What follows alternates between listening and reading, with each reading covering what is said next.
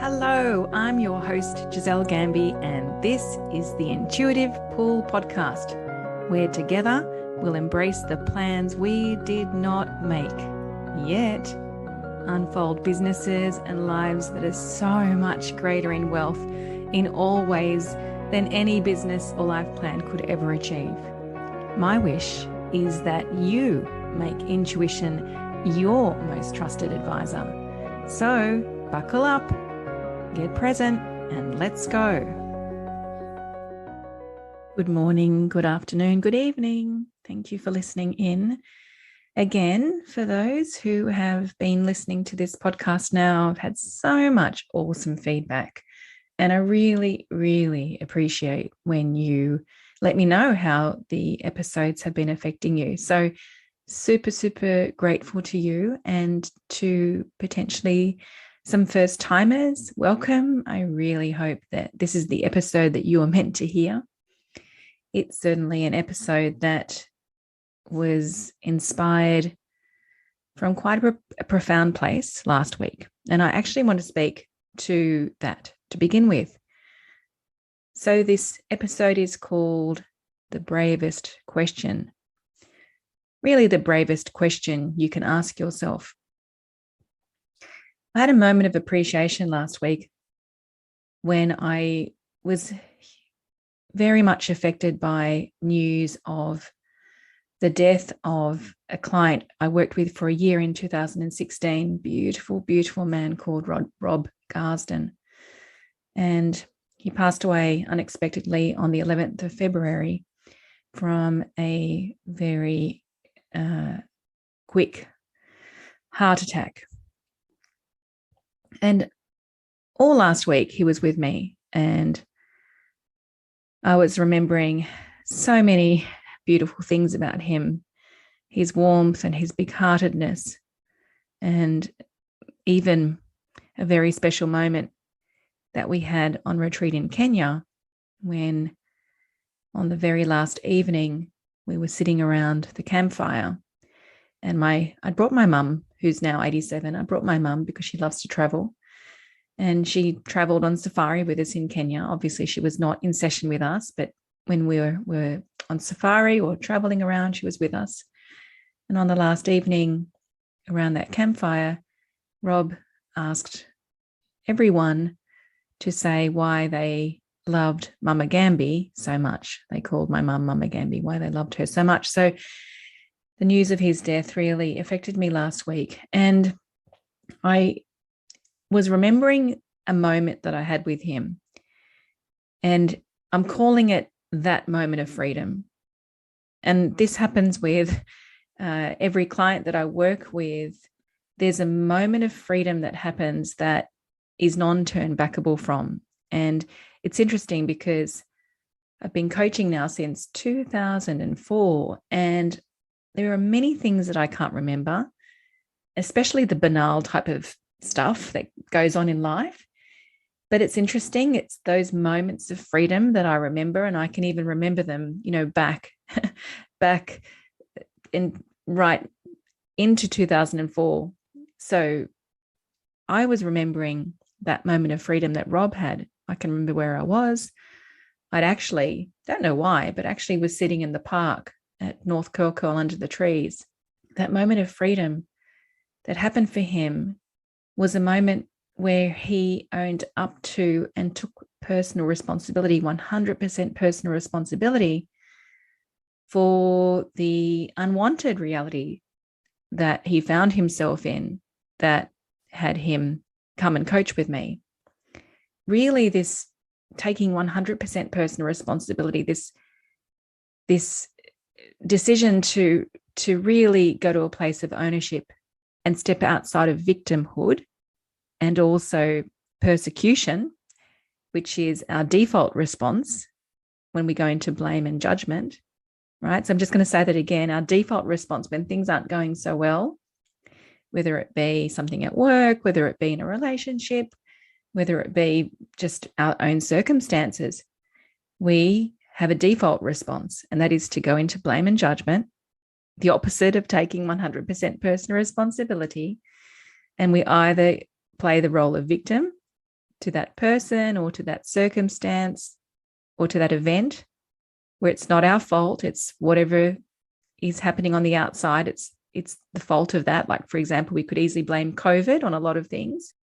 Or we also go into the role of persecutor. So when things aren't going well, we can blame others. We can make it their fault. In both the victim and the persecutor role, there really is no power to change anything.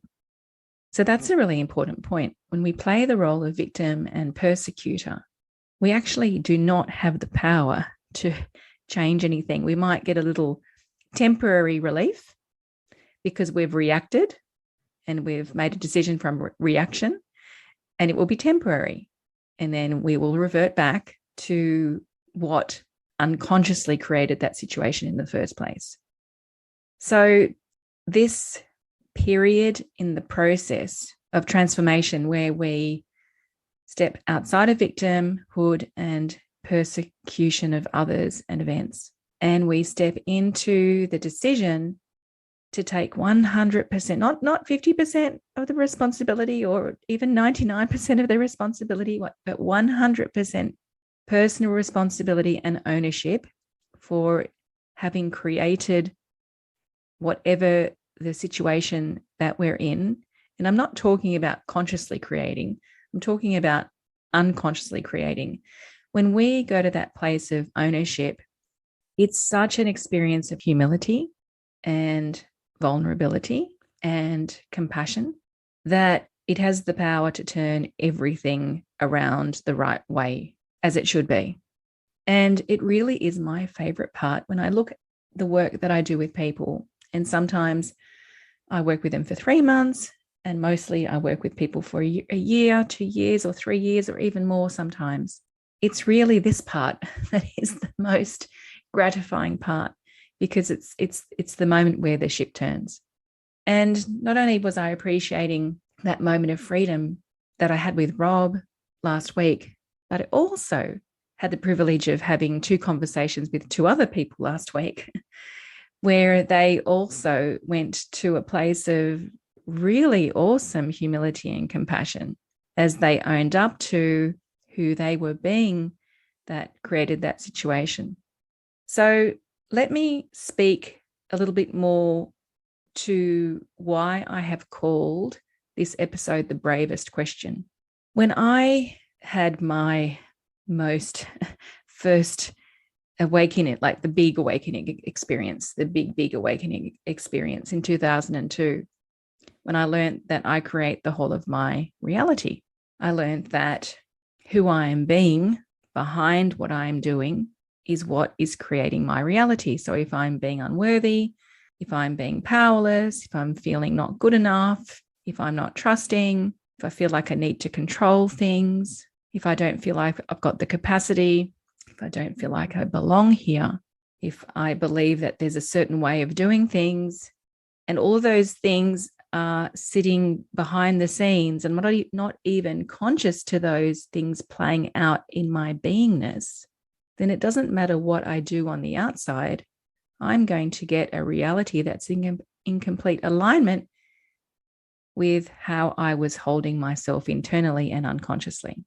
So when I learned that, particularly around the circumstances that I found myself in when I learned this premise, so a really bad marriage that had failed and the death of my 11-day-old baby, well, the ship turned. The ship turned.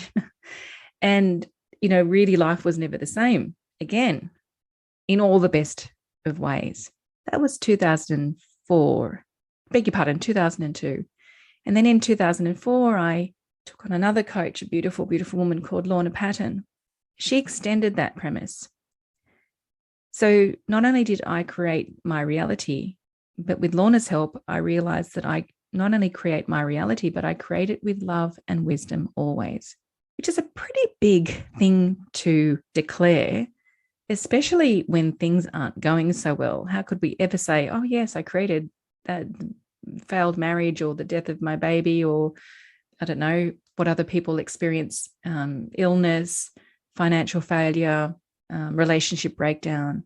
It's a pretty bloody bold statement to say that we created that with love and wisdom. And it's a very difficult concept to understand with the rational mind. And thankfully, Lorna, that wonderful coach, said to me, don't try and understand it.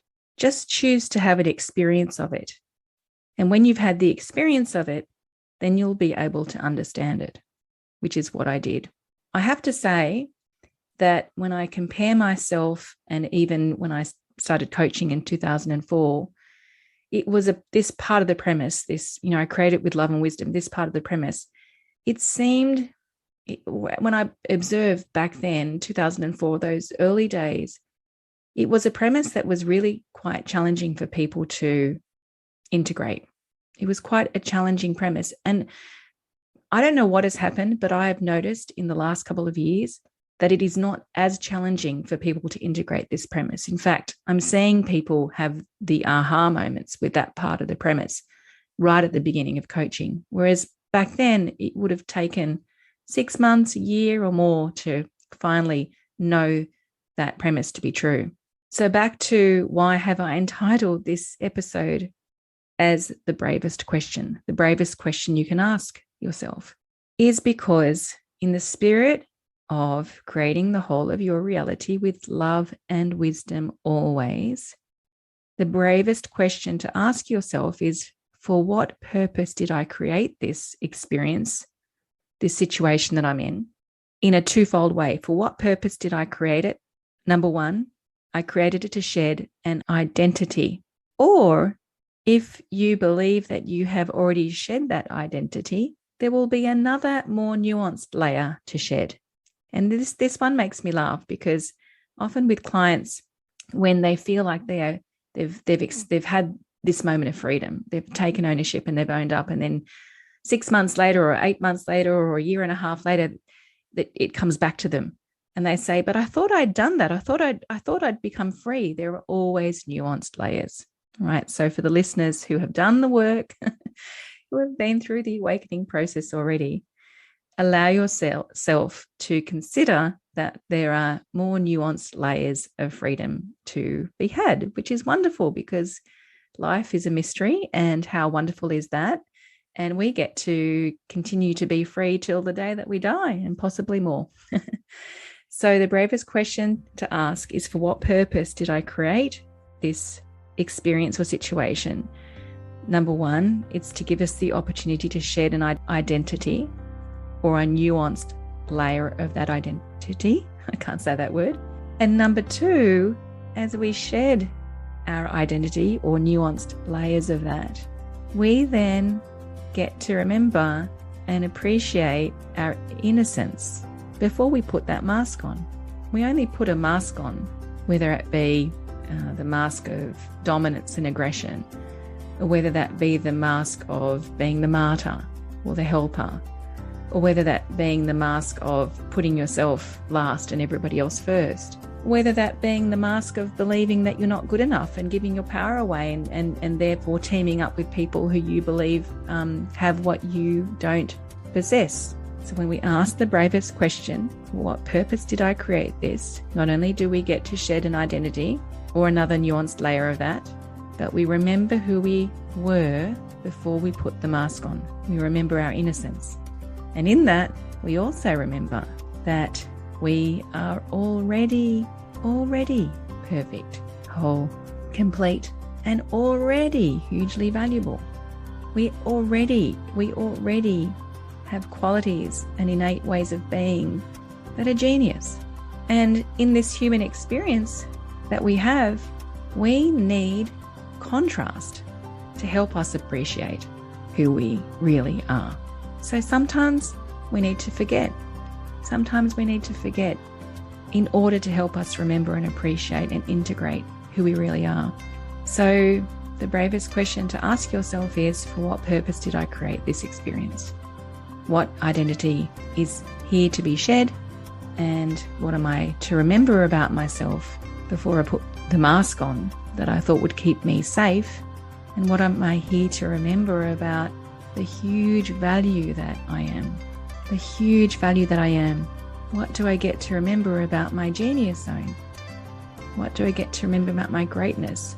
What do I get to remember about parts of who I am that are just so natural to me? That there was no needing to learn how to be that. And we need contrast in order to help us appreciate that and to help us decide to step into that even more. In my huge appreciation for this question that leads to such a moment of freedom that, as I said, I can remember those moments right back in the early days of coaching, yet I can't remember other conversations that I've had. In my huge appreciation for that this week, or last week, I should say, and my memory of Rob sitting in North Curl at the park there underneath the trees, and him having that moment, and then having 2 further conversations with 2 other clients that were spectacular in their owning up. It really inspired me to create this episode. I want to share some examples of not only in my own experience, but also examples of clients when they had that moment of freedom. And the reason why I want to share these examples is because it may help you identify places that are calling you to go into 100% personal responsibility. In fact, as I was going for a walk this morning and I was feeling into this episode and I was appreciating all these beautiful examples that I'm about to share with you, I had a moment of owning up myself in relationship to some passiveness that I observed in my relationship with my husband. That owning up of passiveness has inspired me to bring more of my magic into my relationship at home. And actually not only with him, but even with my children. So how cool is that? What a generous episode this has been already. And I'm thankful for the awareness that I had this morning and for how I'm being called to be in my family even more. And so, as I said, I'm going to share these experiences or examples to inspire awareness in you, to ask yourself the bravest question: for what purpose did I create this experience? And I wouldn't be surprised if already, even without me sharing these examples, if already sparks of awareness have already arrived. It would not surprise me at all. I'll quickly give you an example in my life, which really was where the ship turned, was that moment of freedom that, as I said, changed everything. I had, as I said, a terrible marriage, abusive marriage that I finally left. And the death of my baby Joshua when he was 11 days old. And for what purpose did I create all of that? Because I certainly wouldn't consciously create the death of a baby, right? So this is where we have to really log out of the rational mind, really log out of the rational mind, and really, really allow us to see it from the biggest picture that we possibly can. So I was called to shed, or first of all, to become aware of an identity that I had around being unworthy. Did I know that I had belief systems of unworthiness? No, not up until that moment when I did. And then I could see what was wanting to be shed about how I turned up in the world from that place of unworthiness. And did I ever attract a man like I had before? No, it would not be possible. What I was being called into was really embodying my genius zone. And so I've shared this on previous episodes when I went into a big meditation in 2002 and I connected with Joshua, who had passed, and he said many things to me, but one of the things he said to me was, "You're here to ignite people's spirits and hearts. That's what you did for me, and 11 days was all I needed. And now I do the same for you." And I didn't know what that meant at the time. That's the honest truth. But I felt it. I felt it with every fiber of my being. And it moved me so much that I knew I needed to leave my human resources directorship role in order to explore what that actually meant. And so I did. And then 6 months later, after tuning into those words every single day, I began to coach. And this is something that I would do even if I won the lotto, which is also something that I've said many times on these episodes. So that was the big turning point for me. And then I started coaching from 2004. And then I had Joel I had Joel in 2004, my 15-year-old, almost 16-year-old son. And then in 2011, I had my daughter, Ruby Rose, who will be 11 this year. And I lost my confidence. I had a story going on that I'm not capable at bringing on new clients. And so what I decided to do unconsciously at the time was to be rescued by people who I perceived as being really awesome at that. And so I partnered with a beautiful man the first year, and then I partnered with some beautiful coaches the second year. And of course, because the decision to partner was birthed from a place of believing that I'm not enough, of course, the result was in equal alignment to that, where it was a huge failure. So I was being called to shed that identity of believing that I was not someone who could sell. And what I was being called into was remembering that all that I needed to be in the sales process was who I am in coaching. And that is someone that's intuitive, someone that's connective and connected, and someone that's real. It was at that point, again, the ship turned again. And I had a new awareness that I'm super appreciative of and has continued to be a foundational premise with coaching. And that is that authenticity is profitable. Not following the 7 steps of how to sell, but authenticity is profitable. And so they were 2 massive, massive turning points in my adult life. So I wonder with you, if any of this is resonating with you, where you've felt not enough and you felt powerless and you've unconsciously decided to be rescued by another.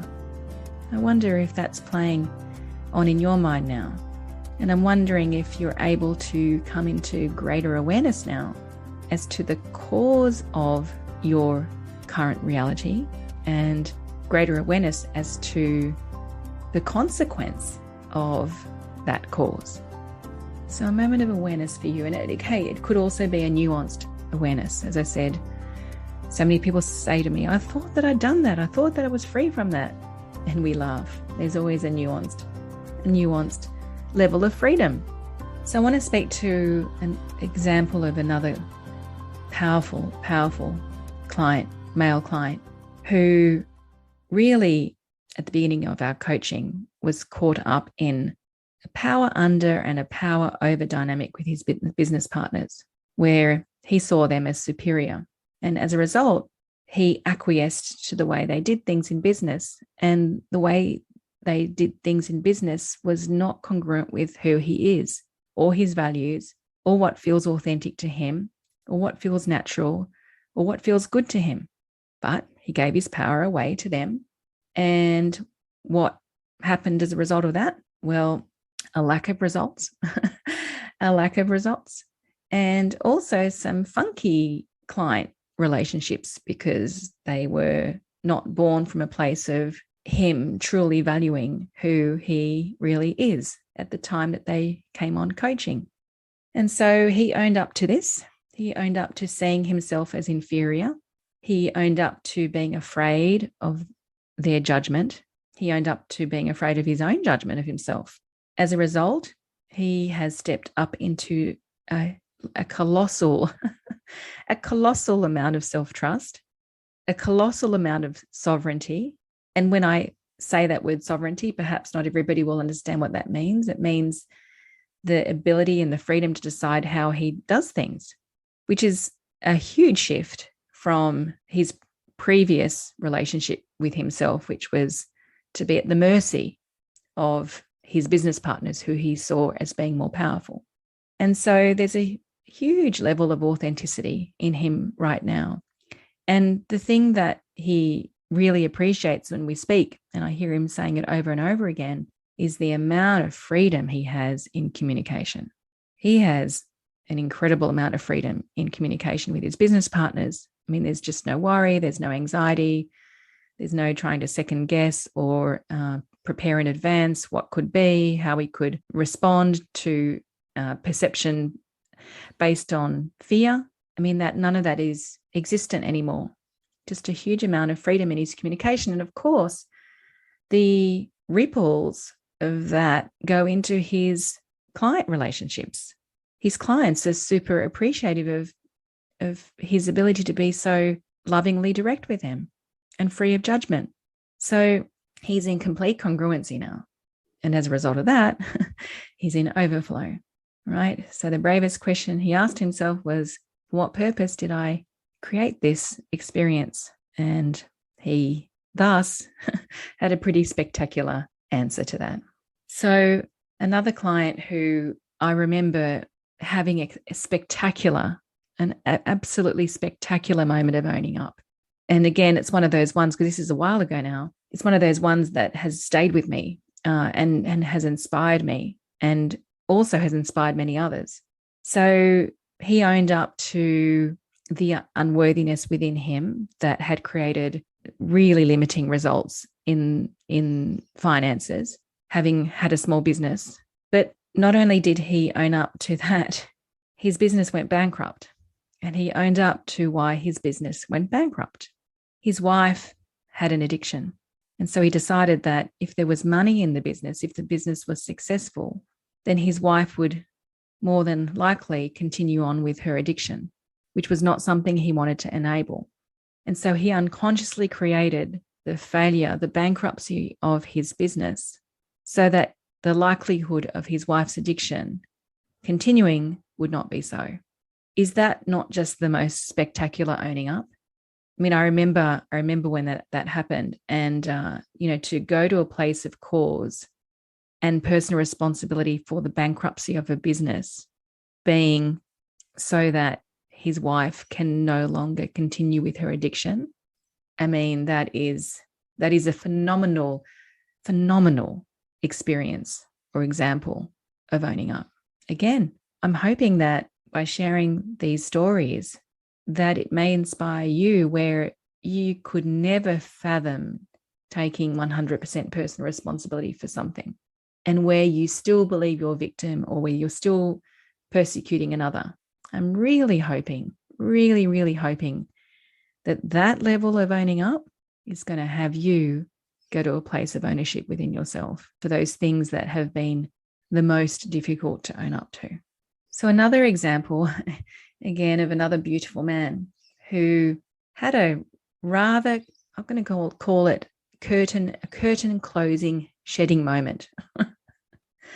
A curtain closing shedding moment where, again, it's interesting because there's a theme here I'm only becoming aware of now that I'm speaking it out of financial failure. And so he was faced with, in his words, a financial catastrophe. I asked him to go to that same place of ownership that I shared in the previous example, which he did. For what purpose did he create that disastrous financial situation? It was to put the final curtain closing on his identity that he had been invested in for all of his life up until recently, on being the rockstar moneymaker.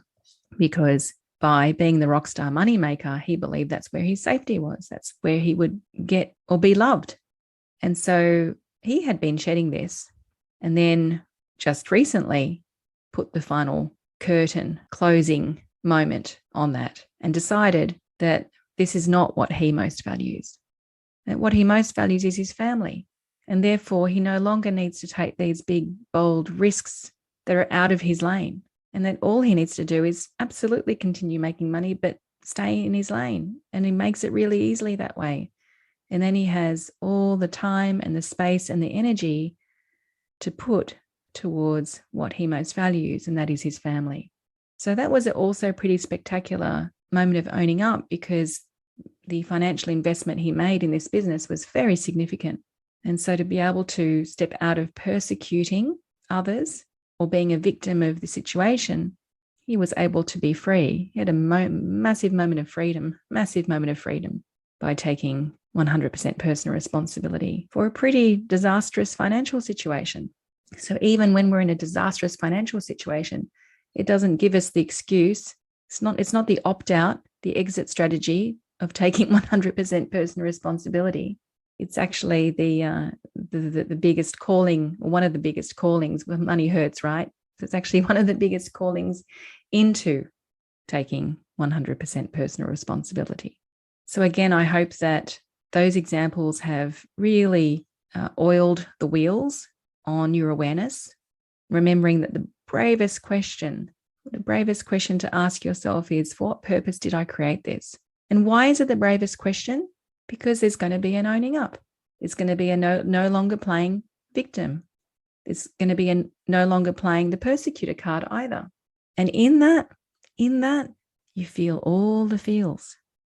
All the feels are here. And every time I'm with someone, or I'm in my own experience, in this owning up experience, I tell them, you need to spend some time here and feel all the feels that are here. You can't bypass that. If you bypass that, you're not going to be free, right? So it's a brave question because it's going to ask you to feel all the feels that come with owning up. Why is it the bravest question? Because there's going to be a shedding, right? A letting go of where you believed your safety was. There's going to be a shedding of that identity. And there's going to be a letting go of control. It's a brave question. And why, furthermore, is it the bravest question? Because the ego and also your humanity will assess what you're being called into as a risk. Because the ego wants guarantees for you to be safe, and your humanity wants guarantees. Can you guarantee that this is going to work? Is what your humanity will say as you step up into what you're being called into. But it's through the experience of stepping up that you will see that it is fail-proof. But you cannot see that beforehand. You have to take the leap. And then you will see that when you are called into your genius zone, when you are called into more of who you are, when you are called into a even more powerful version of you, that it is fail-proof. Because the force of love is greater than the need for safety. The force of love is greater than the need for safety. And when you are identifying with that force of love, when you are identifying with what you are being called to step into, the internal experience is an interesting one. It's like you cannot not take up what you're being called into. Like it's just not even a question. You cannot not go there. You just have to. It's inevitable because the force of love is greater than the force for safety and fear. And finally, I want to leave you with one of the Course in Miracles lessons. I was pulled to this lesson, in fact, today. Lesson 126 just arrived in my consciousness, and I thought, okay, I'll go and read that lesson. And the lesson is, all that I give is given to myself. All that I give is given to myself. So when we're not taking 100% personal responsibility and we're in victim or persecutor mode, and we are blaming another or a situation for this unwanted reality that we are in, as I said, there is no freedom. However, when we give ourselves that freedom, when we go to a place of 100% personal responsibility, no matter how hard that situation is, how much failure exists in that situation, how disastrous that situation, how hurtful that situation, how powerless you feel in that situation, when you have the courage to ask yourself the bravest question, for what purpose did I create that? And you go and you see who you were being that created that situation, and you go and see what you were being called to step into, you're free. And so the freedom that you give away to others by no longer demonizing them, you give to yourself. The more freedom you have within yourself, the more freedom you have to no longer demonize another, because they're no longer at blame. You've gone to that place of cause. And the freedom you give to another by no longer holding them ransom or at cause for this unwanted situation, the more freedom that you give them, the more freedom that you give back to yourself. If you'd like to have a moment of freedom, if you're called by this conversation, if you're called to ask yourself the bravest question that you can and to turn the ship, please reach out and let's have a conversation about coaching. Thank you. Thank you so much for listening. I trust that you were intuitively pulled. If you liked this episode, please follow this podcast and share the love with your family, friends, and colleagues. Let them know that I'm here. And if you'd like to have more communication with me, join the Intuitive Pull Facebook group, where you'll find details in the show notes, and you can let me know about what pulls you've been receiving by listening to these episodes. Until next time, so much love.